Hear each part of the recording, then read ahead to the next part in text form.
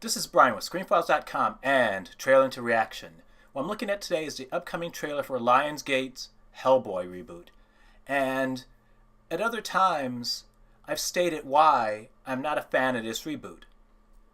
It's not Guillermo del Toro, frankly. Neil Marshall's a good director, don't get me wrong, but again, he is not Guillermo del Toro. And something else, and I think I'm going to do a fuller video on this movie and comparing it to the first Hellboy movies. But for now, there's a problem with this movie. Sight unseen, it's not going to do that well. Why is that, you might ask? Because the first two Hellboy movies were really good, done by Guillermo del Toro. Thing I've suspected all along. Namely, Hellboy is a niche character. He's certainly a niche character in the comics, and apparently he's a niche character in the movies as well. And there's nothing wrong with that, by the way. You can be a niche character and be very successful. The thing is, Lionsgate is treating this as if it were the Avengers or some such thing. That's not quite fair. But it's just the idea that they don't seem to get that this is not a mainstream character. Most people have not heard of Hellboy, even with the movies. And that's perfectly okay. But you have to budget your movie accordingly. And as much as I love Guillermo del Toro's work, I don't think Hellboy would ever be as big as people perhaps wanted it to be, because that's just not that character. He's not a Superman, he's not a Batman, he's a big red demon, essentially. And that's not going to go over so well with numerous audiences for numerous reasons. Some good, some ridiculous. So, let's take a look at the final trailer for Hellboy 2019.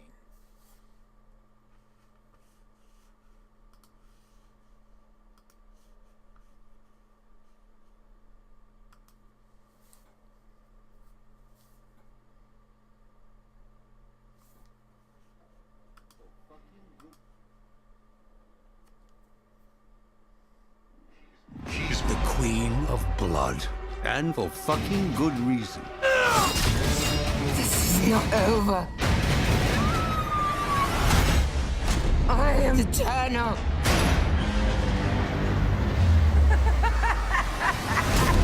I am reborn. We need Hellboy. About goddamn time. The end is coming. Oh, the hell with this?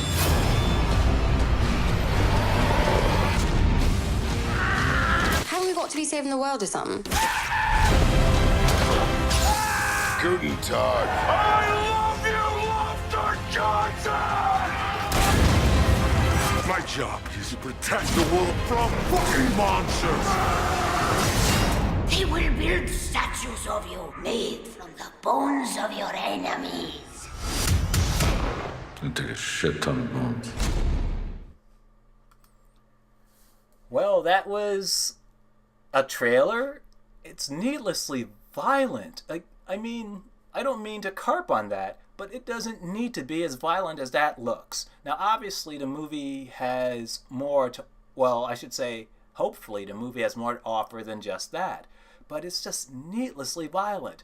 And I don't know the budget for this reboot, but it sure as heck better be lower than the first two Guillermo del Toro movies. Why is that, you may ask? Because its violence is going to limit the audience. And if they're expecting us to go over like, I don't know, Deadpool, that is probably not going to happen. This was a bad move. Is this movie going to flop? I think it's entirely possible. And that's a pity, because Neil Marshall is a talented director. But the gore is just needless. And I don't think it serves the audience in the sense, as I said, you're limiting them. Not a good thing to do, especially for a superhero movie. But again, like I said, it all depends on the budget. If they bring this in a $50 to $60 million range, looks like a lot of CGI, so I doubt it. But if they can bring this movie in for that amount of money, they might stand a chance to make a profit on this.